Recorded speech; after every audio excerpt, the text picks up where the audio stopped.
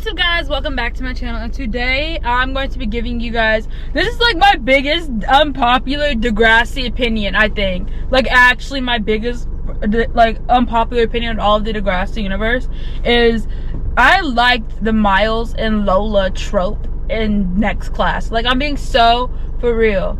The fudge? No, I'm going crazy because I really thought that there was like, that leaf was like a lizard or some weird little animal walking in the street. It was just a leaf. But the heat is on, so if you hear anything in the background, that's just the car. It is cold out here. It is 38 degrees, windy. And so, one thing about me is I hate getting sick. So I got my little hat on. Also, just because my hair is super frizzy. But yeah. I'm being so honest. I loved the Miles and Lola trope. I'm being so for real. I thought it was just so interesting. Because it really did make sense, too, how people... Like, I know why people hate this. Like, I know why people hate the trope. I do. I love it though. Like, I eat that trope up. I love that trope so much. Like, I love that whole storyline. That storyline was, it's just like two people it was like so unexpected. But at the same time though, it kind of made sense in a sense. I'm gonna explain it. It's like one of those things where you hang around somebody in your general vicinity enough, because you have to think, Shay and Frankie and Lola were all best friends.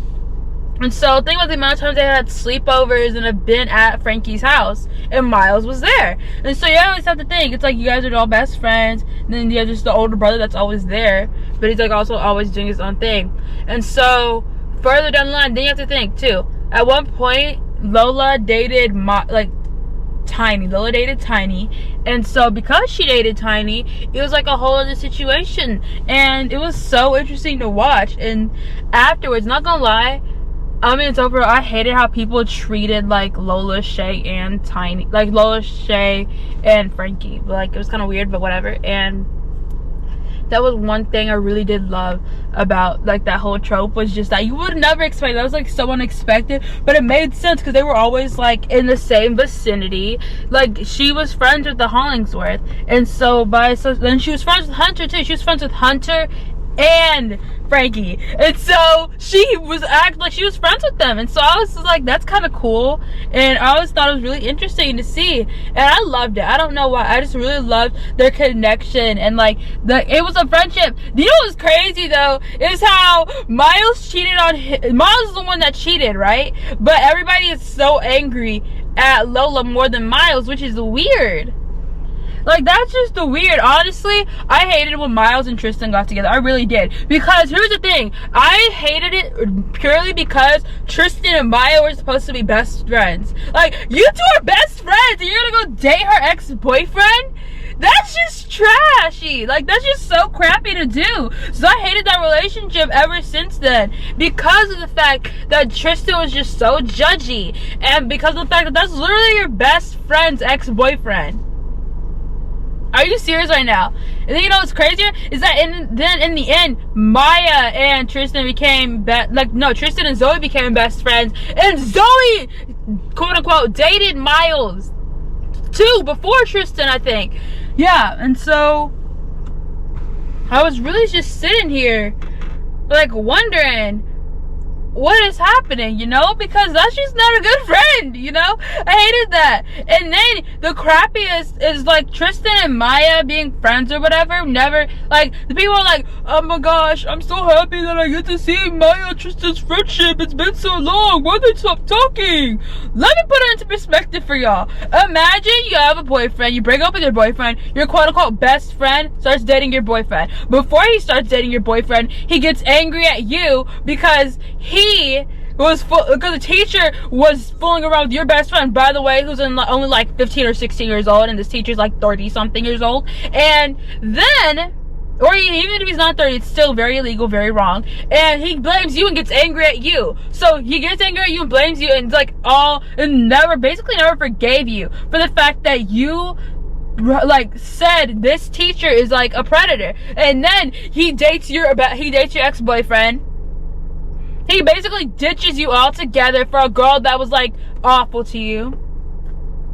Then afterwards, when you're in the hospital, it's like, does anybody else want pizza? Like, who does that? It's like people are like, they're like, why did their friendship trickle out? you have to think, it was Tori and Tristan. They were best friends. Then Maya came into the picture when they were in 9th grade, and then they all became like a good trio. Then after she left, Tristan is only friends with Maya because Maya's the only other person that would be friends with him. Maya at least had her band, you know, but besides the band, he would have had nobody else. And so what I think is so about the entire situation too is that you just can't treat people the way Miles treated Maya, and then wonder why. Like, also, it's just a thing of people grow apart. That's true. Is that people grow apart. They both went through things. They both had different priorities, and so it's only normal and natural for them to grow apart, in a sense, because they weren't prioritizing trying to stay friends or connecting with each other. And honestly, I wouldn't either, because what do you mean you're dating my ex-boyfriend and you think we're still gonna be friends? That's not how that works. I don't know who said that that's how that works, but that's just not how that works. Because loyalty is a thing. Respect. It's not even like a thing of, oh my gosh, you're gonna date her ex-boyfriend. It's just a respect thing. And he did not respect her, because if he respected her, he never would have went after, you know, her girlfriend, her boyfriend, or ex-boyfriend. That's just like weird. I get you quote unquote can't help who you fall in love with. I honestly think you might not be able to help who you fall in love with or whatever crap you say, but you will be able to, like, you're in charge of what you do about whatever feelings you have for somebody, right? Like, whether I believe or not you can control who you fall in love with, I don't think you can. I don't know. I think it depends. But you are in charge of your actions, okay? You're in charge of what you do, how you act upon things. And how he acted, Tristan got on my nerves. Tristan and Emma, bro. Tristan and Emma. And another, like, that's like just a big unpopular opinion that I have, is that I love that trope of Miles and Lola. The whole storyline was just so interesting to me. But I hated how Miles treated Lola after everything, after Tristan got out of that coma. I'm like, keep the same energy, okay? But what's crazier too is, like, your boyfriend's in a coma and you cheat on him. That's crazy. But I also see it's like, you can't exactly break up with somebody while they're in a coma, you know? You can't just be the grieving boyfriend forever. But still, it's kind of like, dang, you know? I don't even know how long he was in that coma for.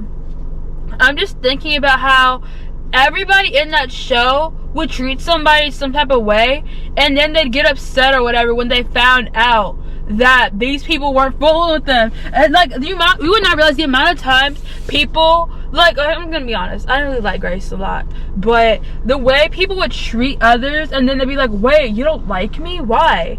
Or it's like they'd be confused by why somebody's acting like that. And I'm gonna give you like only two tropes that I really love, that everybody else is really gonna like, be like, Keri, what is wrong with you? Like, this is like a really unpopular Degrassi opinion too, is that, and I'll explain in the next video, that Zig, Esme, and Frankie storyline was one of my favorites, and I'm gonna get into that next video. So if you guys like this video, please like, comment, subscribe.